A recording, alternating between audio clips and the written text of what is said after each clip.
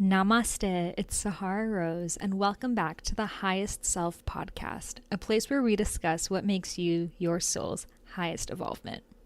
How are you guys? We are 8 days today into 2018, and I'm feeling really pumped. I'm loving the energy of this year. I'm seeing so many people just really step up, get their game together, and get the ball moving towards their dharma, and it makes me so excited to be alive at this time. Last night, Oprah did her beautiful speech all about the Me Too movement and how so many women have been just sexually assaulted and not been able to speak their truth for too many years, and how this needs to come to an end this year right now with us. And it was so inspiring. I just posted on my Instagram, Oprah 2020 for president, because you all know the world needs her so badly right now. And I did a hashtag saying buy Pitta imbalance Trump, and everyone's like, that's like the best thing I've ever seen. But seriously, Trump is the most Pitta imbalanced person you will ever see. He has all of the indicators. I mean, his prakriti is already very pitta. He has the naturally red hair, very red face,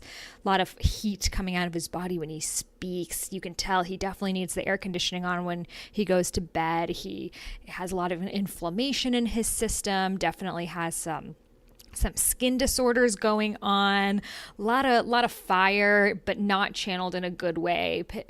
He really needs some leafy greens, like all the mint leaves in the world. Like, I don't think the world could even cultivate enough mint leaves for the amount he would need to cure this imbalance. He needs to practice a lot of yin yoga, spend the rest of his life in yin yoga with all the bolsters and all the blocks, and he still probably won't get there. But let's send him love. Let's send you support, Trump. We hope you can make it to a Panchakarma facility and really work on your pitta imbalanced, so the rest of the world doesn't have to suffer because of it. So we need some more Oprah. She's so kapha. She's so loving. She's so motherly. Oprah, she's actually the example I always give when I talk about a kapha person, just attentive, calm, loving, warm, just the type of person you could just spill your guts out to, and you know is not going to judge you and just be there for you and just give you a hug and truly make you feel like the world is such a great place to be in. So we need some kapha, some earth to rebalance the heat going on right now. So check it out. And also, if you have not listened to my last High Self podcast episode, Financial Self-Care, Why Abundance is a Mindset We Need to Pay Attention to, episode 46. This is probably my most fastest shared podcast episode yet. It's been crazy, just how many of you guys are sharing it on your Instagram stories. I'm reposting everyone who's sharing it, so thank you so much. I'll share you on my story. But just so many people being like, this is exactly what I need to hear. So many people telling me afterwards like, wow, abundance was my word of 2018. Like, that it's just the energy, you know. So many of us, we've done the work, we've gotten in there, we've taken the first steps to follow our dharma, but there's still this like level of fear of, how am I going to support myself financially? How am I really going to be able to make a life doing what I love? Is this even possible? And I know for me, that was a really big doubt and fear that I had. I also did a webinar last week, which you can also check out. I'll post the link on my website, iamsahararose.com. In a blog post, but it was about my experience doing Institute for Integrative Nutrition. I graduated from there probably about 5 years ago. So I was in college. It was 2012. So 6 years ago now. And at first I thought, how can I ever, at first I was like, I'm just want to go to IIN to learn about health and learn about wellness for myself, but I don't think I could ever be a health coach. And then it was really inspiring me, and they teach you just everything it is you need to know, from how to set up a health history consultation, how to create a 6-month program, all the legal documents you need, how to guide someone through transformation, what to say, how primary foods and lifestyle and spirituality are just as important, if not more important than food. And, all these things that I had never even thought about before. So it really opened up a whole new world of possibilities for me, but I still have this fear in the back of my mind that how will I ever make it as a health coach? Who's going to pay me for this advice? No one's ever going to pay for this. Everyone wants it for free, and I'm never going to be able to make money this way. Only 1 in a million people will end up being successful bloggers. And this was just a, belief that I carried in my head, which I'm sure a lot of you guys carry right now too. And it was really holding me back. And I share this more in the webinar, but it even got to the point I put up $20 consultations on my blog. I was like, hey, anyone, whatever your issue is, I will help you out. $20. I'm yours. And of course, no one's going to book with someone who is so desperate. They're not going to take health advice from some college girl saying, hey, pay me $20. I'll tell you what to do with your health. Of course not. Was I crazy? But you don't realize this when you're in it, right? So it just truly transformed me. And through the program, I learned how to actually set up health history consultations, how to get my first 6-month paying client. I started making more money in college than I ever dreamed about making years after in any of the jobs that I was doing before.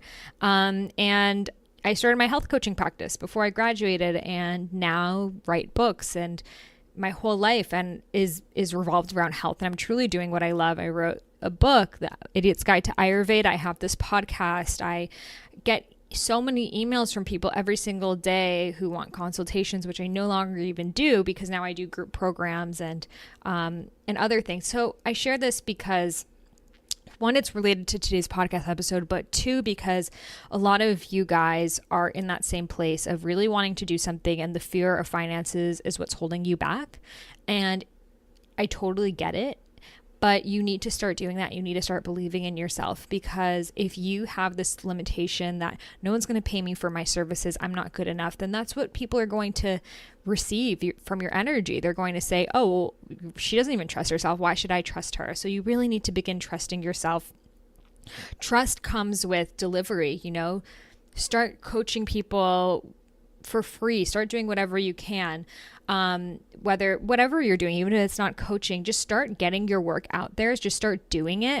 And we talk about this a lot in the episode. I share how I wrote my book, my Ayurveda book. At that point, I had called it Eat Right for Your Mind, Body Type. I wrote the entire book and got it edited and graphic designed and everything before I had ever met a literary agent or even met someone who ever had a book before. I just went and did it on my own.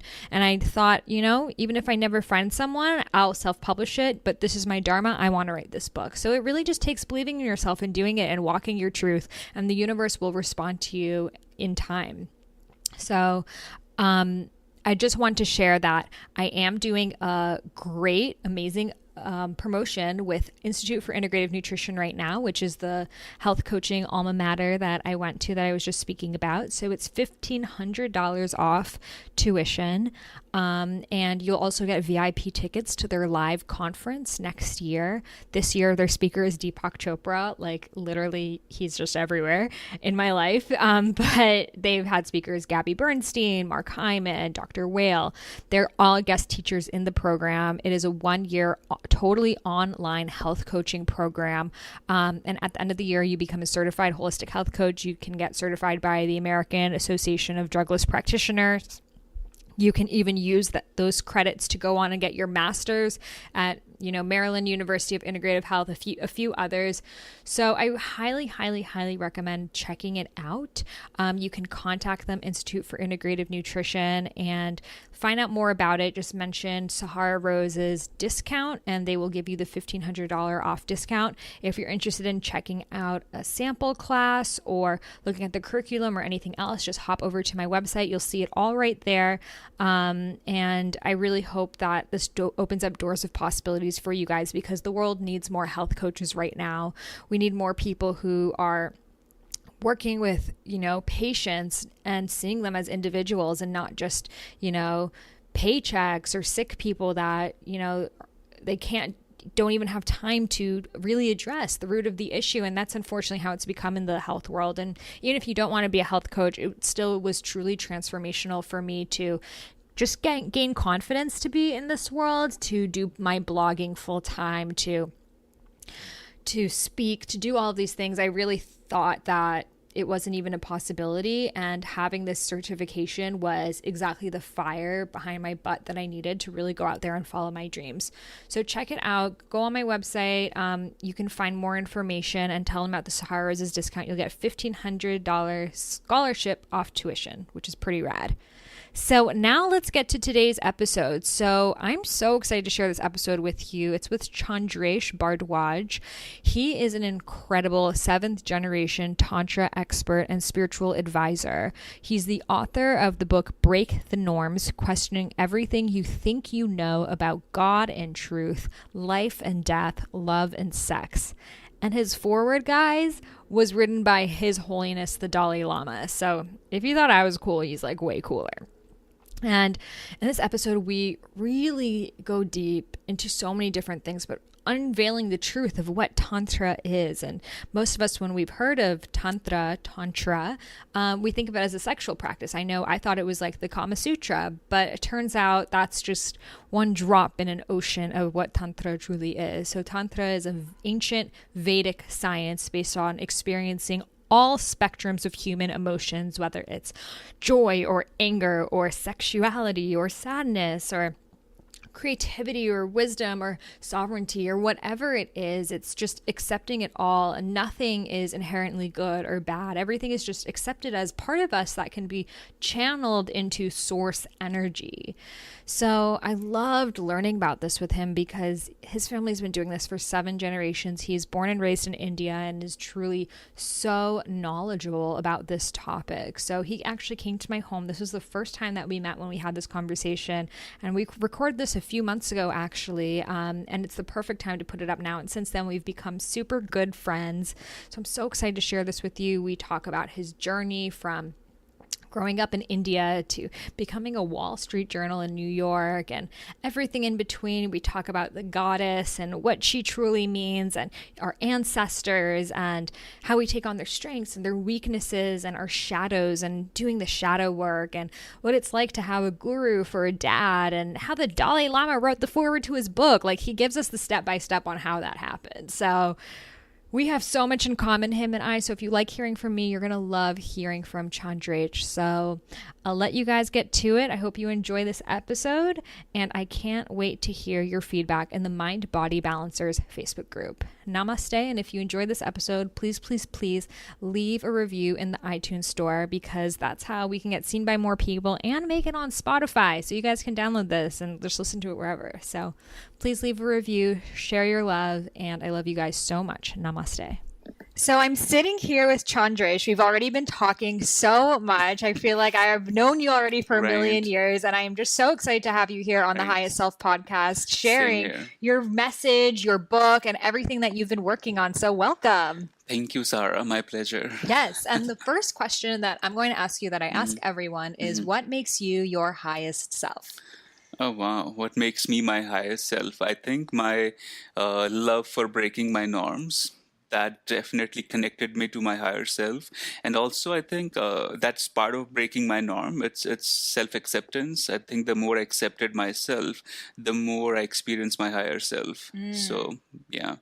I love that. And I love how your book is called Break the Norms, because when you think of a spiritual book, I don't think break the norms. And I love how you're literally breaking boundaries. The subtitle is questioning everything you think you know about God and truth, life and death, love and sex. Just so much juiciness. And by the way, his foreword is by His Holiness the Dalai Lama. So if you thought I was cool, he's way cooler. This is amazing. So our friend Rosie, who was just on this podcast, put us in touch, and she was like, oh my God, your foreword's by Deepak, his is by Dalai Lama. You guys just need to connect. So I'm really excited to finally have you here. And there's just so many amazing, oh my gosh, and you have Deepak on the back too. Right. Amazing. So there are just so many things that I want to discuss with you, from the process of writing your book to your view on love and sex and Tantra and all of these things. So let's start at the beginning. And you discuss this in your book. How did you come to be an author? You didn't start this way. You were working in Wall Street. Right. What was your journey? So writing was part of my journey since I was a little kid, but I used to write in Hindi. That was my mother tongue. I didn't know English, didn't know how to write it, speak it, nothing. Grew up in a very small town in India, so I used to write movie scripts in Hindi and mail to Bombay so that Oh my someone could make a God. movie on my script. And I was in second grade. Wow. I'm so glad no one made a movie on those scripts. I never got a reply. That was not an inspiring journey that people were actually responding me. No, nothing love happened. it. But I still continued to write those stories. Then poetry took on. I still write poetry, but that was my writing journey. From movie scripts to writing poetry. Spiritual writing happened when I was in college in New York. So I did my high school in India. Went to New York City, did my bachelor's in finance and accounting, double major in New York City, and I was side by side. I was working in a CPA firm. Then I joined Wall Street also. The spiritual part happened. I mean, I was always learning about spirituality, from my teacher, my father, and I was constantly traveling with him in India. I grew up. And was your father a spiritual teacher, or he just was interested in spirituality? No, he is a very authentic, traditional spiritual teacher. He practices in New York. Yeah, he still goes to India every month. Wow, so you just decided you want to do finance, even having this spiritual because father. my father, he's very interesting teacher. He never ever tells any of his students that you should be doing. Should is not part of that equation. He Very not Indian. Right, right. He would inspire you to find your own answer. And I used to find this a little annoying also at times, that my father is guru to so many people. He should be telling me, this is what your path is, just go for it. Because I had my struggles with finding my path. And I would complain to my mom that why dad is not, telling me what I need to be doing. And she said, your grandfather was also like that. He never ever told people you should be doing this. And she said, you should be happy. All your cousins and friends, they're like upset because their fathers are telling them you should be doing this. Right. That's all. But it was very, I think, powerful experience that he never told me to even meditate. It was just it was my first love, because I think if you grew up in a family of dancers, you would love dancing or you would hate it either way. Right. Right. So I grew up watching him in meditation, watching him surrounded by monks and masters. So it was a very natural love within me toward spirituality. And I grew up in Punjab, and I was an hour away from Dalai Lama's monastery, 2 hours away from the Sikh temple, the Golden Temple. And I went to Catholic school in India, 12 years there, growing up in Hindu family. So there was a lot of religious and spiritual, energies surrounding me. And these experiences were building up side by side. But also growing up in India, I saw a lot of poverty around me. We were all right. We were not super up there, not super, we were, in the middle. But my father always had a lot of respect. So I always saw he's special, even though we don't have the Rolls Royce. But he's, people who have Rolls Royce, they come to see him for guidance. So he's definitely special. But I also, realized I don't want to be someone who doesn't have money. I wanted to do something for spirituality. Break the norms was very much part of my journey since 7th or 8th grade. I wanted to create something like this. And I didn't want spirituality to look like a very poor version of what spirituality should be. I wanted it to be on a nice global scale. So that journey Wall Street happened because I wanted to make money for spirituality. That I'll create a Break the Norms center or some spiritual center in few years.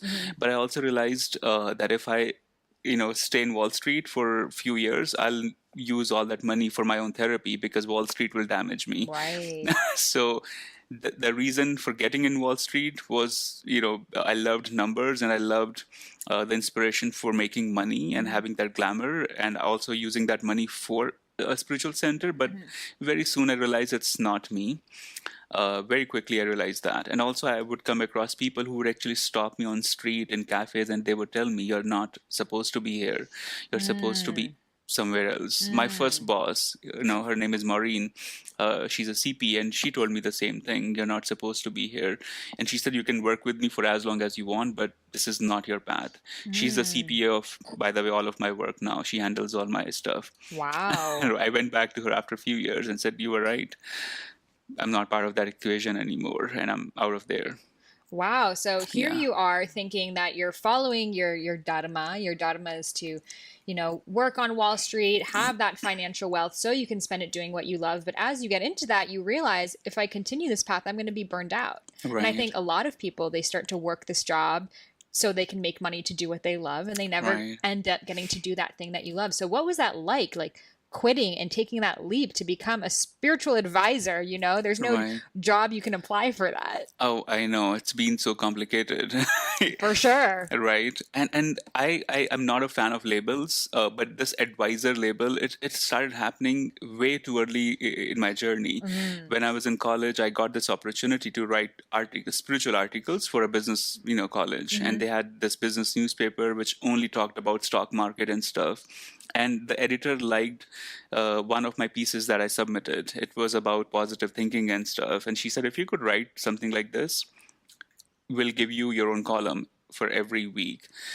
It was a big opportunity, but I hmm didn't know how to write in English, honestly. That article I got edited by 10 friends, mm, and I didn't have the confidence to write. hmm But my father suggested you should be writing because he saw that path. hmm He always encouraged writing, by the way. He always said you mm, should be, writing because your grandfather was a writer, he was a poet. hmm And my dad likes writing. He doesn't write books, but he enjoys writing as a healing process. hmm So he encouraged me, and only because of him, I said yes to the college newspaper. But that began a very powerful experience for me in college. I did not enjoy the whole grading experience, going Right. to classes, studying, and getting good grades. But I loved my writing journey in college. I would write the articles, students, professors, they would reach out to me. You Mm, spoke about this. Can we chat after, class? Or students would come to me with their problems. So that's when the advisor thing started happening. right. And the Newsday newspaper of New York, they saw the column, and they wrote a story on me, which was titled "At the Age of 20, Giving Advice to Grown-ups." So that story became viral. There was no social media then, but it became viral through newspapers. Wow. I was interviewed from newspapers in Australia, Hong Kong, India, everywhere, and that gave me a very strong energy to continue with this journey, because Mm, I never thought my advice or my words make a difference. I mean, I was mm, just enjoying this process. I right. loved talking about all of these taboos. And I guess something must have clicked with people that they liked. And that's how the journey as a writer started in US. That's so beautiful. And Yeah, I think, for everyone listening, if you don't know what your dharma is, look at what people come to you for. If right. everyone's coming to you for a specific thing, for spiritual Exactly. advice, or for how to start a business plan, or for how to be more creative, that's probably related to what you need Right. to be doing. And what comes effortlessly to you, that's so important also, Exactly. right? Exactly. I Yeah, totally agree. So people start coming to you, you have this column, and then right. you graduate college, then what do you do? I graduated college, and I was in a wealth management, firm. It was a very big firm, my dream, place to work in. And none of my friends got in there. I got in. It was it looked great. hmm So what used to happen there, every morning I would go to office and I would say good morning to my boss. He would say, prove it. And that was a very frequent thing to happen. I'll say good morning and he'll say prove it. And he was the most unhappy person that I saw, in those days. Never smiled, always in stress, always complaining about. And these guys were making tons of money. Right. Uh, and that's when I first realized that this is probably not me. But I still didn't have the courage to hmm leave the whole thing, because that's what I worked for. And that whole leaving India, coming here, getting a secure job, fulfilling your parents' For sure, expectations, especially with visa stuff too. right? Yeah. I always used to tell myself I shouldn't be taking this for granted. I know people around me, students around me, they're not getting the visa, they're not getting to stay here. hmm I have this opportunity, and hmm looks like I'm just complaining, about. So I continued going to office every day. I remember I hurt my foot, in one of the winters, and it was snowing very bad, hmm and I took days off because of the foot, and I emailed them, and they would make me work from 8 a.m. to like 9 p.m. on hmm the days I wouldn't go to office. And one day I emailed them, it's very bad snow, I can't walk. so can I, not come today and tomorrow? And they said, you already took 3 days off. And if this continues, we just can't have you. So you have to come. And from Long Island, I'll go to Manhattan, just limping. It was that those days were such painful. And that's when I realized, do I need to do this limp through my way? And people would Right. tell me in trains, in office, Chandresh, you're limping. I said, oh, thank you. I didn't know that. Right. I mean, every day this was happening, and because it was already hurting, it was swelling, and by dragging myself every day, you can't take cab from door to door. You still have to walk in city. I mean, there's For no way you sure. can avoid that. Yes. So it was getting very painful, and that's one day I couldn't take off my shoe for half an hour. It was just so painful, and that's when I realized I probably don't need to be here. Not getting any happier physically. Now the troubles are starting, which never happened before, and the environment was so aggressive and so objectified toward women also, because it's a man's club there. Right. And I didn't like, because in Tantra you literally worship the feminine energy. Right. And it was a very tough decision to quit Wall Street. And after I did that, I worked there for a few months, but I quit Wall Street, and I didn't know what to do now. That was done.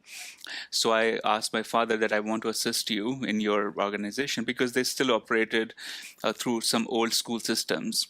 And he didn't have a business card, didn't have a good website. And he's like, I don't need any of this. I said, so I had to convince him that you need this. Yeah. So I joined in, and I introduced, the whole website, the whole CRM system, because what I learned in corporate, I was like, let me just, use that. And in return, I can learn how to use my, spiritual training to help people, because, meditating is one thing, and how you could help people through that, that's a Right. different thing. It is. So I used that time to travel with him, translate his talks in English, and also, assist his team, train them spiritually and all. So it was a very good spiritual training. And it was around that time I realized that I think I need to start my version of spirituality. What do I see at? What do I see spirituality as? So that's when Break the Norms started happening. I love it. Yeah. And for a lot of people listening, we talk a lot about how your physical body speaks to you in something Right. mentally. So I think your foot was the universe saying, like, you're not supposed to be going to that office, so I'm going to injure your foot so you can't Right. walk, that you're literally limping there. And that was the message that you needed, the karma that you needed to be like, I can't go I'm here. so glad you pointed that, because something else also happened physically, which again never happened before or after, only during that Wall Street. One was the foot, other was my face started to have allergy, and it would swell. I would have pimples around my lips. I wouldn't be able to talk. I'll feel feverish. Ooh, yes. It went very bad. I spoke to a few doctors. They were recommending creams. I didn't want to use that. Some people were recommending, or maybe you're having mangoes. Mangoes are, I'm like, I'm sure I'm not having like 50 mangoes a day. Yeah. Maybe one mango a day. Yeah. And somebody said, oh, you're using a wrong shaving cream, wrong. You're like, no, I'm really stressed out. They don't ask you about that. It must be the mangoes. Right? It must be the mangoes. Yeah. So maybe that should be the title of one of our books. Yeah, it must be the mangoes. I love that. So that didn't stop, and I spoke to Ayurvedic doctor. He was in India and I was here, but he was still able to diagnose the whole thing. He asked me, what's your daily routine, what you're eating? And I mentioned coffee and Mentos, those candies, Mentos. Right. So he said, okay, what's Mentos? I said, it's a minty thing and all that. He said, try stopping that and try, having this drink instead, with honey, lemon, very simple stuff. In 2 days, the allergy was gone. And the funny thing was, it went so bad, I wouldn't be able to talk sometimes. I couldn't open my mouth.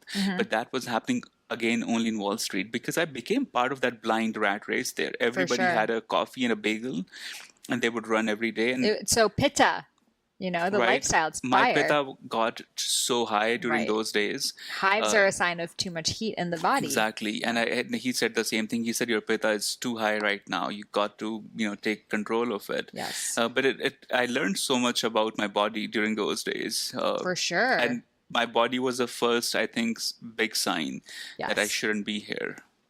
Yeah, I think our body is always speaking to us, and it takes Right. noticing the little cues. And the better you get at Right. noticing the cues, then you can switch directions. Exactly. But when we don't know, it takes hives or injury or even worse. Right. Who knows if you had stuck there, I you might be know. handicapped by now. Who That's why I knows? was thinking that, I think all the money I'll be saving, I'll be spending in gurus, therapists, physical therapists, doctors that fix Right. me now. No, and that happens with so many of these people. They keep making more money, and then you get a bigger place and a bigger TV, and where Exactly. does the money go? Exactly. Like my boss had an apartment in Manhattan, a big house in New Jersey, and he would just drink after office. That's what everybody was doing there, by the Right. way. All the Yeah. big bosses, they used to drink, after the office is over because they need to take out that stress. Right. So I clearly, realized this is not me. Mm-hmm. But what's me then? That took few years to realize, honestly. Definitely. Yeah. Yeah, I mean, I really commend you for taking that leap, and it was obvious that your spirit guides or whoever looking out for you placed your father in your life because you had an Right. example of someone who is leading a spiritual life. Right. And that's something that you could look to and say, well, there is an alternative way. And I think a lot of people haven't even seen that alternative way. I think of my Right. brother, he worked in like finance for real estate companies, Oh, but my wow. dad does the same thing. So for him, thinking of another way is like, there can't be. So Right. Right. it's not a coincidence that your father grew up in that lineage Right. and you have Exactly. now seventh generation of it. Right. And I've never shared this openly, or with very few people I've shared this. So when my mother was pregnant, my grandpa, by the way, I call my so my grandpa's brother, I call him grandpa also. Mm-hmm. He was my dad's guru, Mm-hmm. and he never got married. Mm-hmm. He was the authentic traditional Indian Tantra teacher, Mm-hmm. and he was very intuitive. He was looked upon by people as almost like a godly figure, Mm-hmm. very very much respected. He told my mother when she was pregnant everything that I'm doing now, and he wrote a little booklet in Hindi. He wrote everything Like an about me. Akashic record. Exactly. Yeah. And he mentioned that he will study accounting, but never force him to do a job in that field. It didn't make sense to me when I was little. I was Right. obsessed with that book. Right. And I had to stop reading it So your because parents let you read that book. they did. had your life. And they realized they made a mistake because Right. I got obsessed with that book. And my father had to tell me, you got to stop reading it, because Right. I was feeling just so happy about the good things, and I was getting stressed about the not good things. And that wasn't turning out Yeah. well. So they had to tell me that you got to stop it. And it's still with me. It's in New York, but I don't read it now. Have you read what's going to happen to you next? It's not like a daily day-to-day. Like, do you know your future or did you just I read up to think- now? I mean, I've read the whole thing like 100 times. Okay. So you like know when you're going to die, everything. The funny thing is, it mentions my age also there. Yeah. Okay. I'm not going to Yeah. say that, but it mentions the age. It mentions some crazy things, but it also mentions at every other page that this is the record at this moment based on this state of consciousness. If he evolves through meditation, everything could change. The good can turn into bad, Right. or the bad could be worse if he doesn't change. So it didn't tell me that this is what's your life now going to be. Right. But it's a rough blueprint. It's like Akashic record right now. Exactly. But you have the power to change it. Yeah. For example, it mentioned you'll be short-tempered. It takes a lot to piss me off now. I don't get angry at all. But when I was a little kid in India, I would get angry in a major way with the authorities, my school principal, the local cops, if I see anything wrong Break the happening. norms. Right, that happened again out of anger toward the conditioning, the society, and For all sure. of that stuff. So, but I channeled my anger to write a book. Right. So I learned a lot from that booklet Grandpa wrote, and he told my mom that never ever force him to do the work that you want him to do. He'll not go that way. A lot of his things didn't make sense to me for many years. Was it based on like your astrological It chart? was based on astrology chart, and he was also super intuitive. I mean, he was the gurus that we talk about. And he wrote that within 1 hour of after I was born. Wow. And he told everyone, I'm going to be writing that. And he was sick around those days, and he wasn't very active. But he made my aunt to write the whole thing. So he was just dictating the whole thing, and she was writing. Wow. I read that. But the good thing is I understand the responsibility also of being in this lineage. It's Yes. like this, people ask me why you wear this thread all the time. It's tied by my guru, and such a good, powerful reminder for me that I cannot Right. take this path for granted. For sure. Especially the way now things are turning out with the whole spiritual teacher zone, Right. like you hear about something, wrong happening with spiritual teachers Yes. every other month. So it's a very responsible path, and I think being in this family, having him as the guru, as grandfather, I find it a huge blessing. But it also taught me how to consciously evolve your journey and not to just blindly accept what's written for you. Right. Right. Yeah, I mean, I think a lot of us, we think we go to an astrologer or a psychic or something and they tell us something and then we're like, we throw our hands in the air. We're like, well, this is what it is. I can't do anything Exactly. about it. And it's giving up your power. And Exactly. free will is always working. And, Right. I wonder, I guess you've read the book so many times if like the book changes as you change, because with your Akashic records, it's actually already changed. changing. Yeah. It has already changed after I started evolving. There's so many things The in words in the book have changed? No, not the words. I'm like, wow. Wow, that would be powerful, Yeah. I think.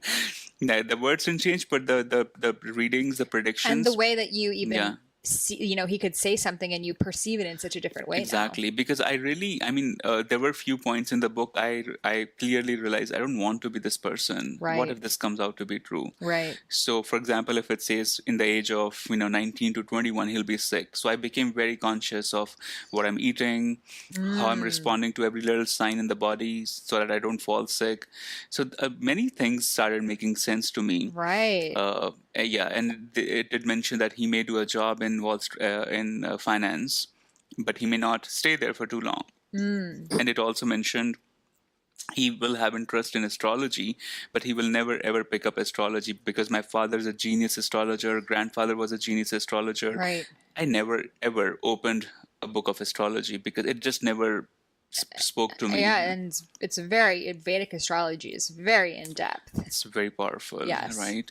And I realized if I have to pick one, of art of teaching in Indian, traditions, it has to be something that really, really excites me, not Right. simply because it exists in the powerful way. So it was Tantra, I think, that spoke to me. And I had to just keep Ayurveda and astrology on the side because I realized Tantra is the one that's really calling to me in a strong way. Yes. So let's talk a little bit about Tantra. Tantra for you guys who are like, what? Tantra, you might have heard about it. It's not just the sex system. It's a Right. lot more. I Right. remember when I first heard about it, I thought, tantric sex, the Kama Sutra. Like, Right. I don't want anything to do with that. Gross. And then when I went to India, I Right. saw there were all these tantra festivals. I'm like, what, do they just have sex with each other in there? Right. Like, what goes on? And I saw they're all like clothed and they're like looking each other in the eyes. And I was really creeped out because I grew up in the United States where it's like you have your personal space and your boundaries and Right. like no one gets within 3 feet of you without you feeling weird. So like staring into a Right. stranger's eyes for like 30 minutes sounded like torture. And the first month that I would do anything related to that, I hated it. Right. And then I realized, like, what is this saying about myself, about not Right. letting people in, about feeling like, because a lot of times if someone's staring you in the eye, you think they're either going to attack you or they're like trying to seduce you. But just seeing that they're just seeing you for who you are. And Right. most of us, we don't look at each other in the eye. Right. I So know. can you talk a little bit about what Tantra is and what your version of it is as well? So I grew up among the most, I would say, traditional Tantra teachers. I had no idea about its connection to sex until I came to US. Wow. Right. And I remember when in college, they would ask me, what kind of meditations do you do? What's your background in spirituality? I would say Tantra. You're like, So I used to get two strong reactions. Some reactions were like they would just keep a reasonable distance, and some would get too close. I'm like, that's just, both are plain creepy. I mean, why would they go away? Why would they try to jump on me? Tantra, I've heard of that. Right. You're from India? Right. And I was surprised why this is happening. And I Googled Tantra one day. And I never Googled it before, and when I Googled it, we come from that dial-up internet generation, Right. so we would Google only things that really, really mattered. Because your parents are going to see. Yeah. Exactly. So I never Googled Tantra, but then I was in New York. I I didn't have to depend on dial-up anymore. Yeah. So I Googled Tantra, and I realized, oh, Tantra is soft porn here, nothing more than that. Right. And I asked my father that, Dad, did you train me to be a sex therapist? Because if you did, this is the time I'm studying finance. Do you want me to switch majors in college from a business school to, I don't know, Sexual studies. sexual Yeah. studies in Colorado? I don't know. Yeah. And he said, Tantra picks every single element that a human being goes through. Sex is part of that, and so Right. is anger, ego, greed, other emotions. And Tantra picks everything. Yes. But the marketing gurus only picked sex because sex Right. sells. Right. And that's how Tantra became super popular in the Western world with sex.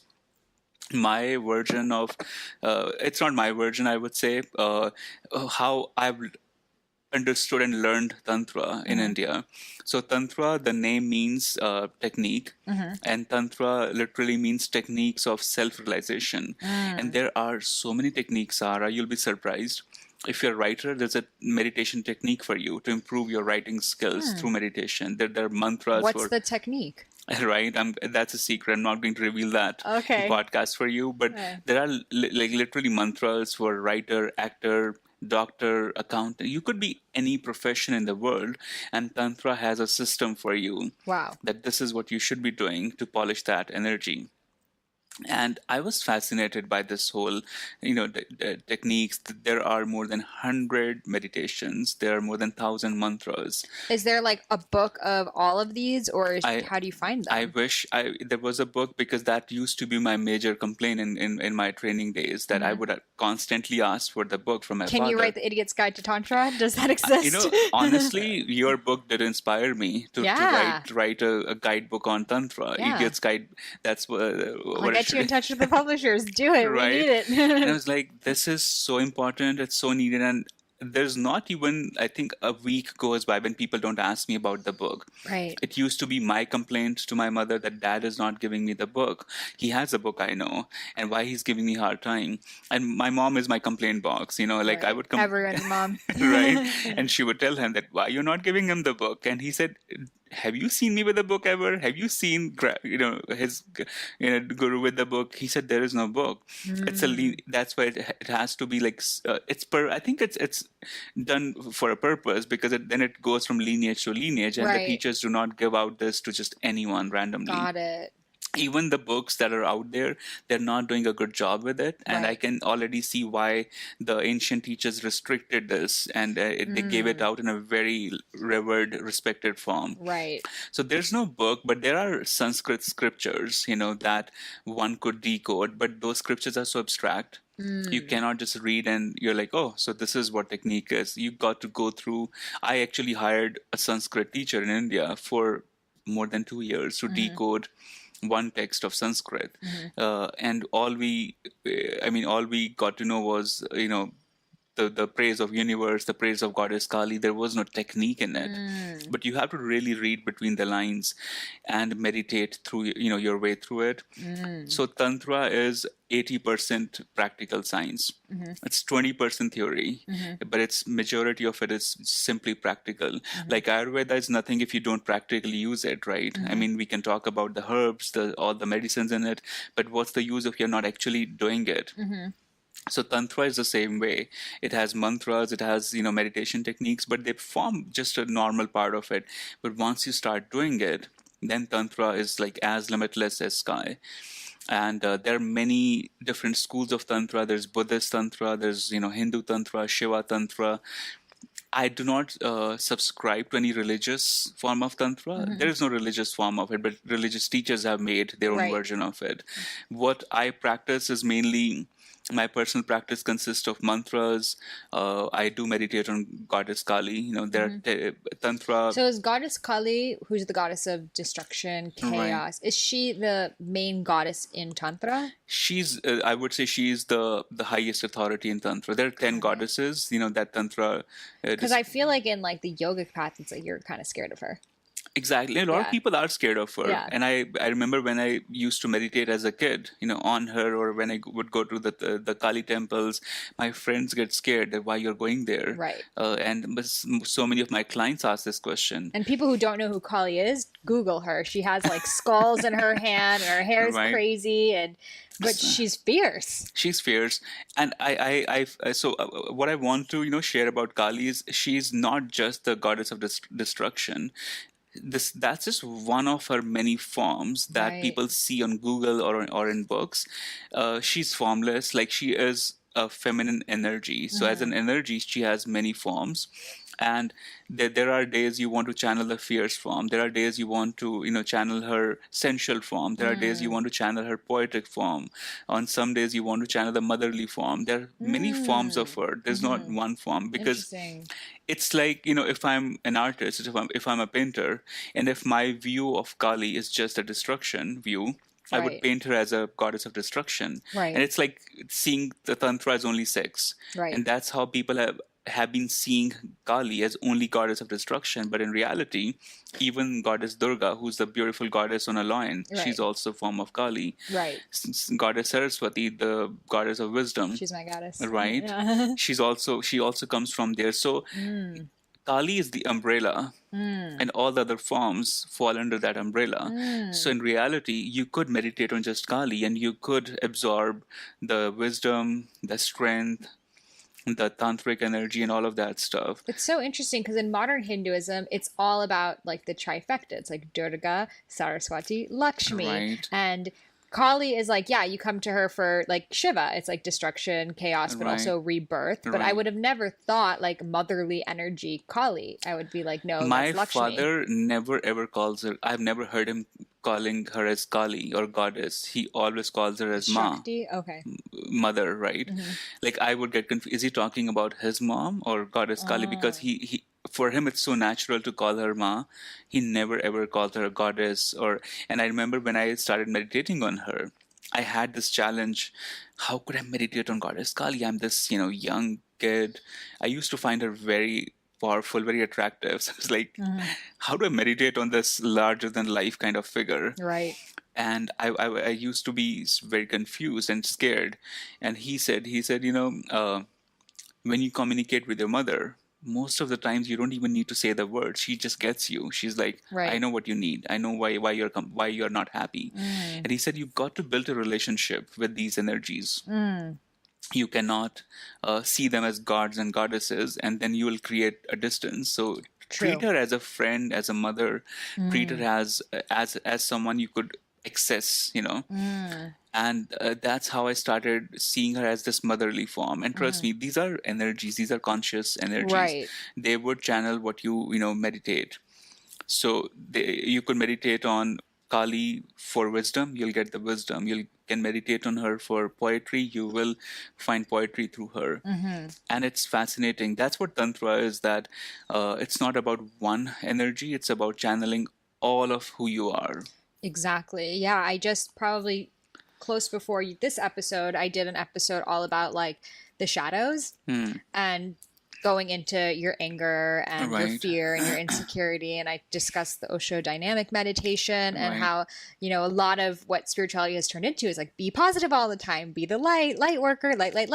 And it's like, Right. no, in order to step into that light, you have to step into your shadows. And I think that's Right. what Tantra is all about. Right, it is.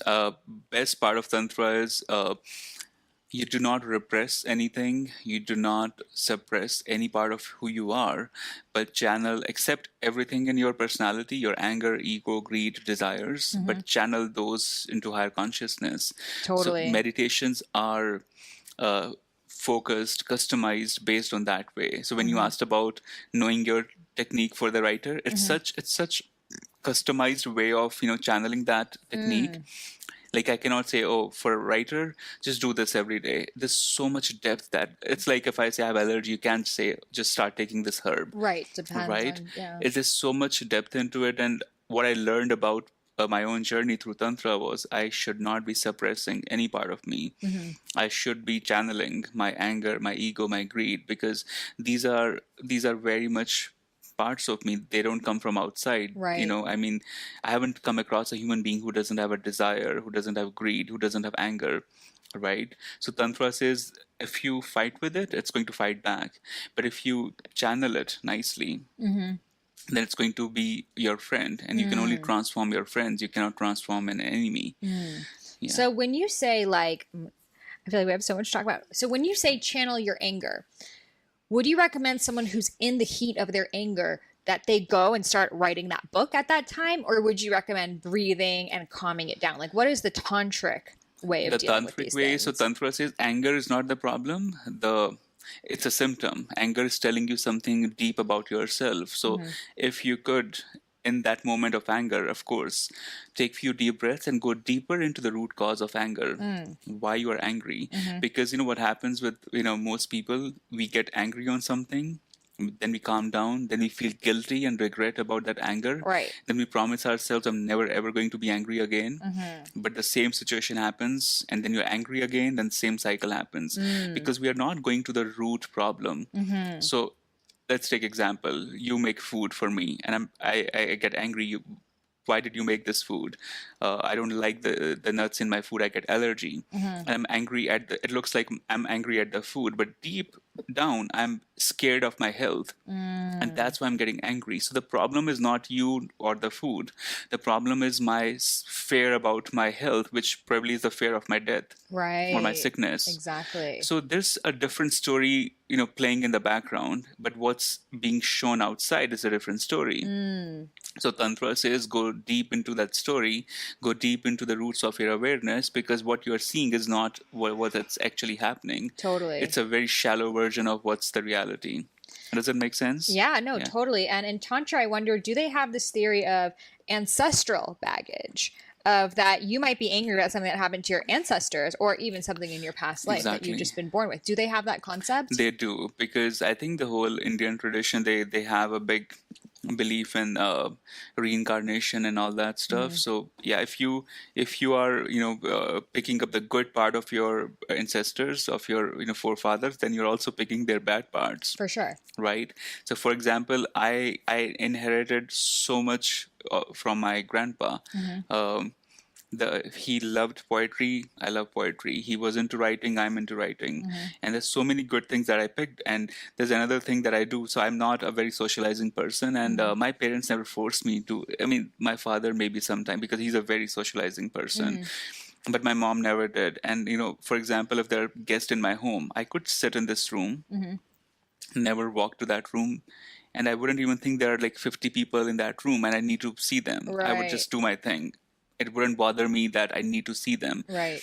And I asked my mom once that, I'm so glad you never, forced me to. That's amazing.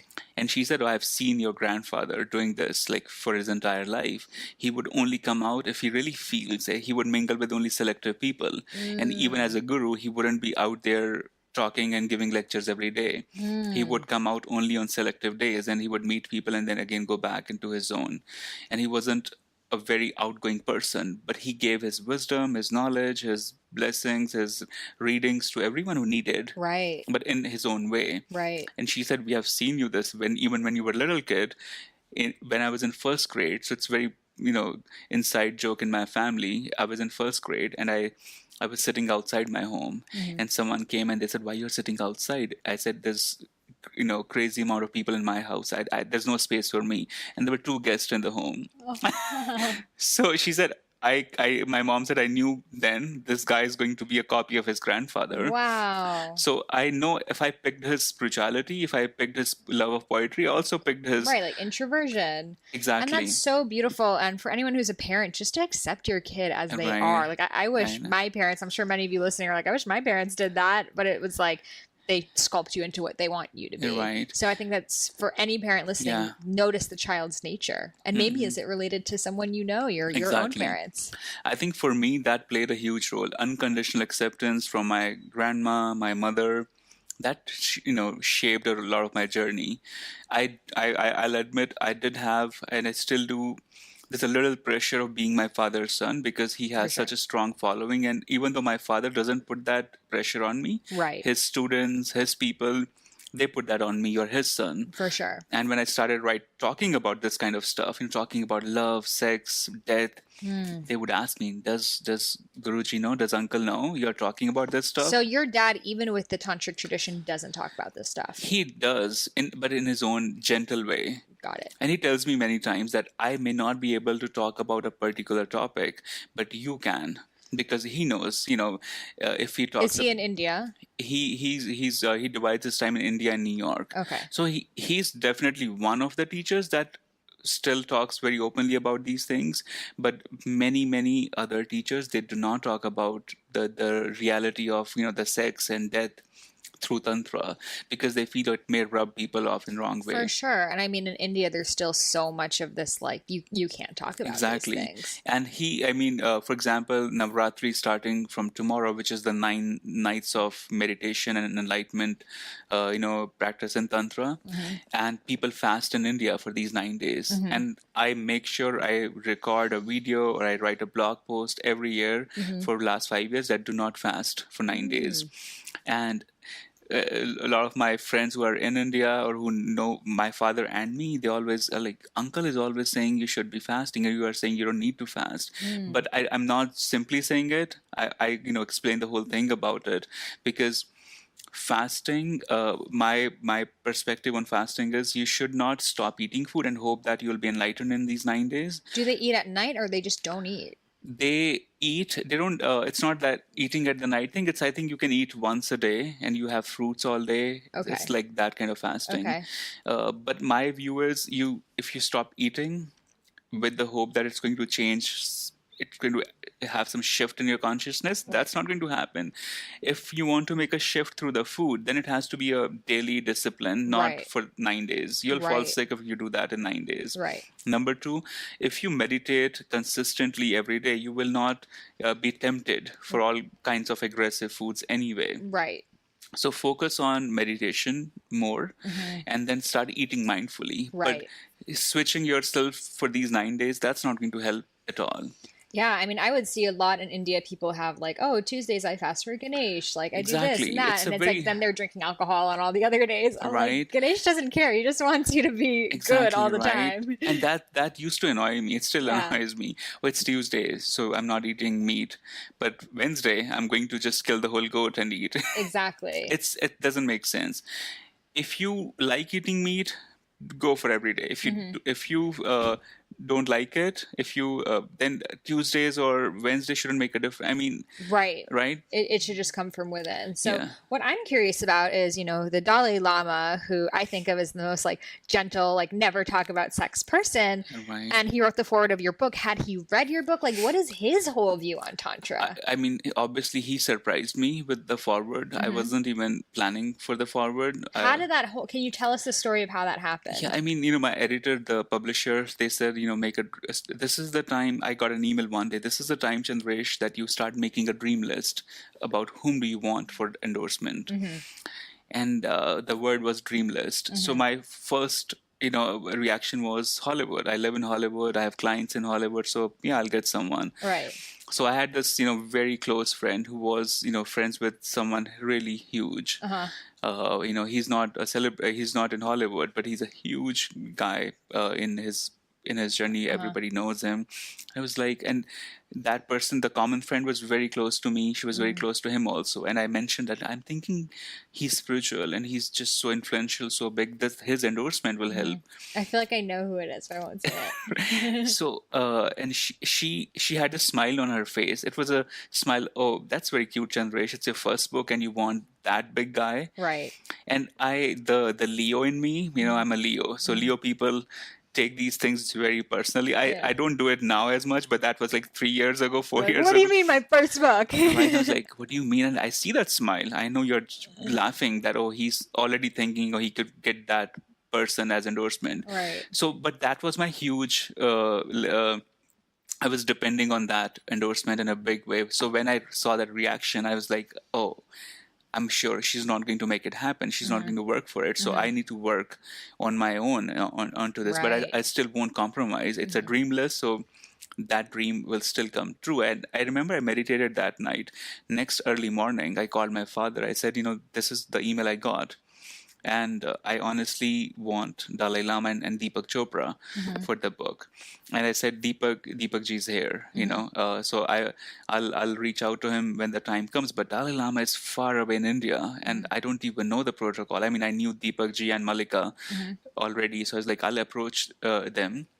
But Dalai Lama seems like a way more complicated task. And had you met him ever before? Yeah, because I grew up in Punjab, in Pathankot, which was an hour away from Dharamsala. So I used to play in his, monastery as a kid. We never thought he's the Holiness, His Holiness Dalai Lama. Right. I got to know about his power way later, but as a kid in India, we all thought he's just a cute uncle who wears this, red robes, because he would always smile, and when I met him, he would be just normal, humble guy. Right. And I remember I was in India. This was around 12th grade, and we were coming back from school, and there was a entourage of cars, like 15 cars, just passed with security and all, and we were like, who just went from here? Right. And then we got to know it was Shah Rukh Khan. Right? Is that uncle? It was like Dalai Lama. I was like, Dalai Lama, that Dharamsala guy, he has this kind of security. Right. And then I started seeing on airports, on traffic signals, that he's exempted from all security checks. Right. He's on the level of president security in India. Right. I'm like, oh my God, that's powerful. Wait, he's like the reincarnation of the Buddha? And that just, shifted my... And, funny thing is, if I knew him as that uncle, I would have reached out to him anytime. But Right.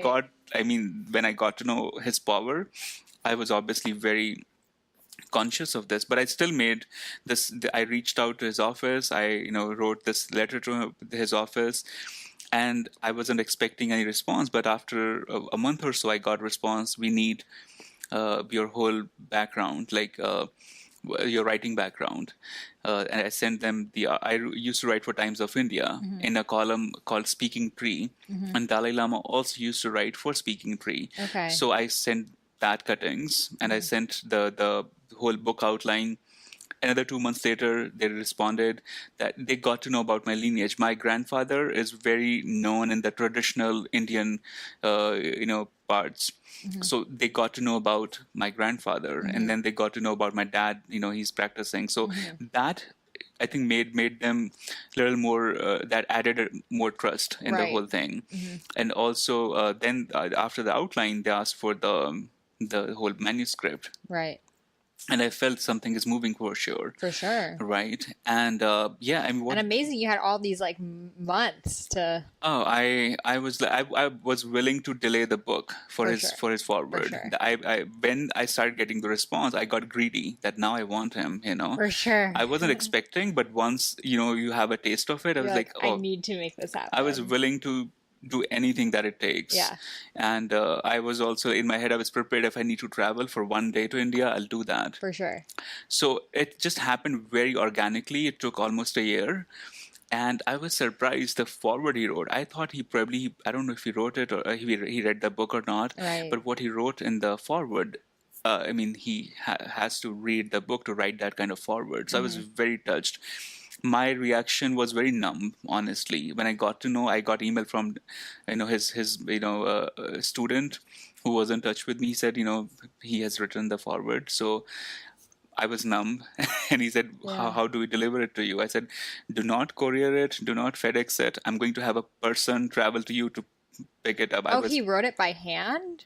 It was a full stamped with his signature and all. Oh, wow. So I had someone who traveled from New Delhi to Dharamsala who picked it up. Gosh. And I met him after that. It was unbelievable. And I didn't believe it until I held the paper in my hand. I was numb for months, I think. Yes. I didn't express in laughing or crying. I was just numb.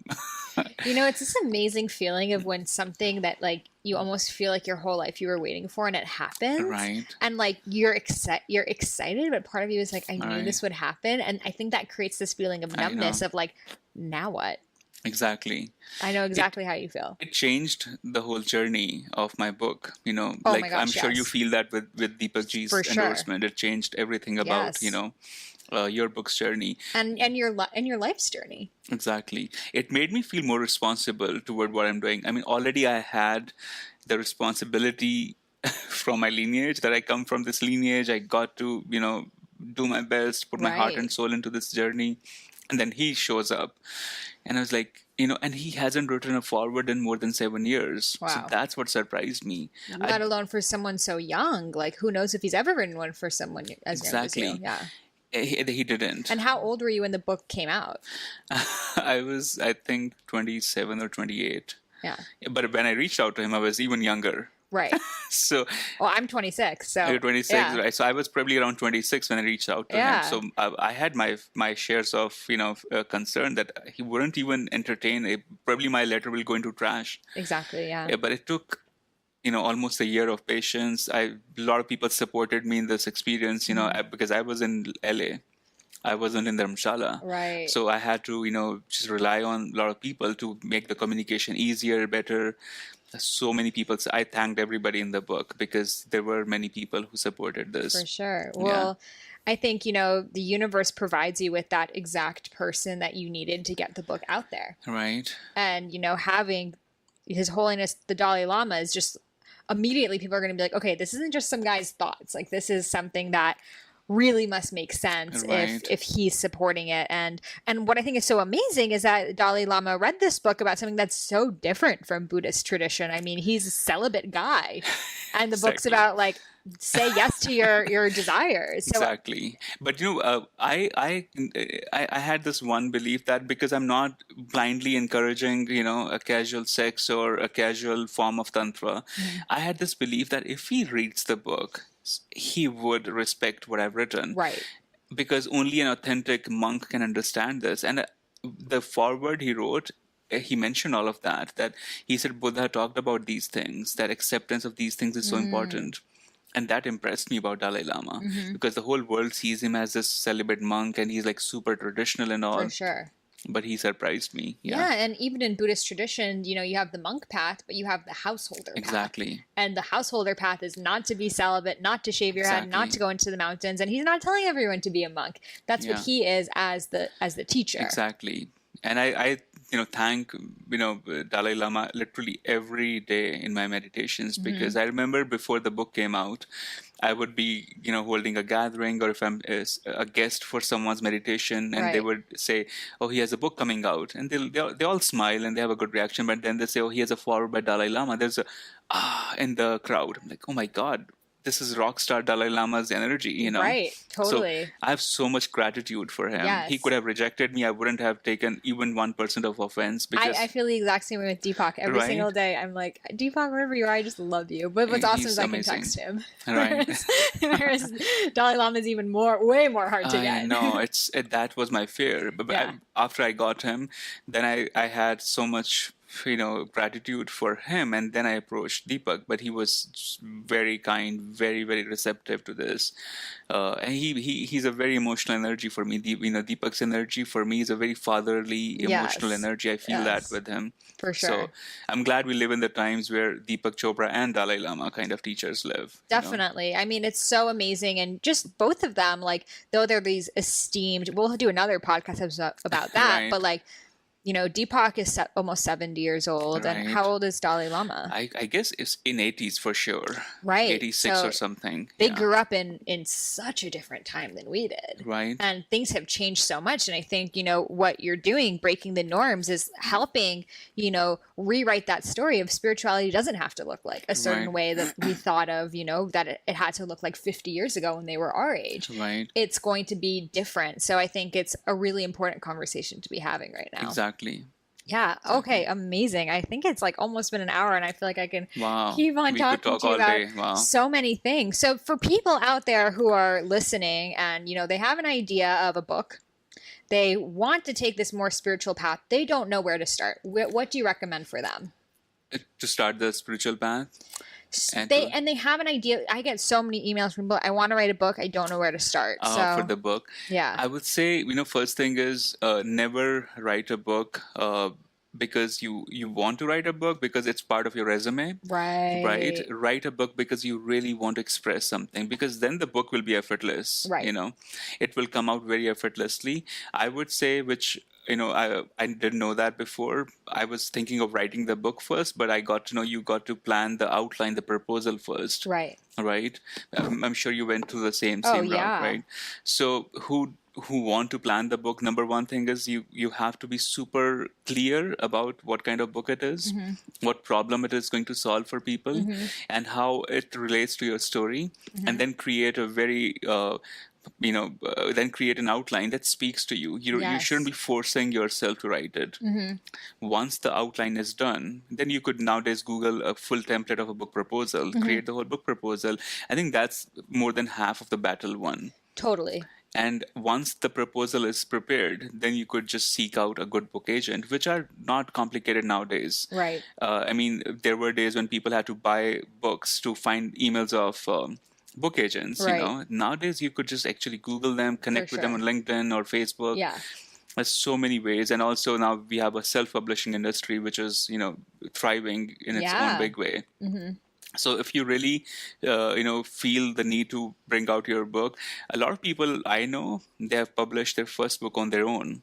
And that's what I was planning on doing with my first book too, because I didn't, it's very hard to get a literary agent to respond to and you. You got such a big publisher, right? So yeah, but it's pretending you have that book deal and writing that outline, doing the market research, pretending you have that book deal. And I had a finished book when I started talking to publishers. Oh, really? Wow. Yeah.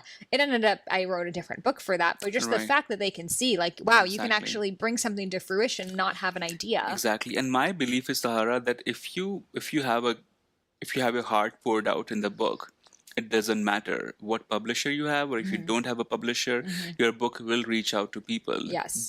Nobody can stop a good content. Exactly. So focus on the content. Do not focus on anything else when you start the journey. Yeah, I totally agree. People are often caught up. I don't have a big enough social media following. I think of so many books like You Are a Badass by Jen Sincero. Do you know that book? It's huge. It's like a spiritual book, but it's like more kind of modern. And the book was out for 3 years. And then through word of mouth, like suddenly it became, now it's been a New York Times bestseller for the past like 90 or 100 weeks. Number one. 3 years after it came out. Wow. So it goes to show that if you have amazing content, eventually people are going to find it and it will rise. Your vibe attracts your tribe. Yes. Once you bring it out, you just start getting people who gel with your message. Totally. Yay, well, we have to write a book. Right. It must be the mangoes. Yes, it must be the mangoes. Why everything you're doing, you're blaming on something else. You're not looking at the real problem. I love that. So how can people connect to you and find you? People could log on to my website, cbmeditates.com, or CB, my initials, cbmeditates.com. And if they can, be brave enough to spell my name, find me on social media, on Instagram and Facebook. And I'll have all those links in the show notes too. Okay, so they don't have to be brave enough to spell the name anyway. Yes. Okay, so social media is a great way to connect. My website has my speaking schedule, my retreat schedule. And you teach weekly at the Den, right? I teach weekly in LA, and I do talks elsewhere. So I'm going to Florida next month is Florida. Then I'm launching my Spanish edition in Barcelona. Oh, amazing. Yeah, and then I'm going to India for a retreat, then Mexico, then Italy for a retreat. So I'm traveling every month. Wonderful. So for next 6 months. So jump onto my website. It has all the information. Perfect. And people can find a meditation from you on your website as well, right? Yes. Amazing. Well, thank you so much for taking the courage to leave, a high-paying corporate cushy job that people, especially in India, work their asses off to get, and leaving that and saying, you know what, I'm going to step into the unknown and follow my dharma, which led you to Dalai Lama's endorsement and so many other thousands of people all around the world. So I just want to acknowledge you for listening to that call and the work that you're doing in the world and just teaching all of us. Thank you. I'm grateful. And thank you for the great podcast. Oh, of course. I'm sure people have tons of questions after listening. And for those watching on YouTube, namaste. Thank you.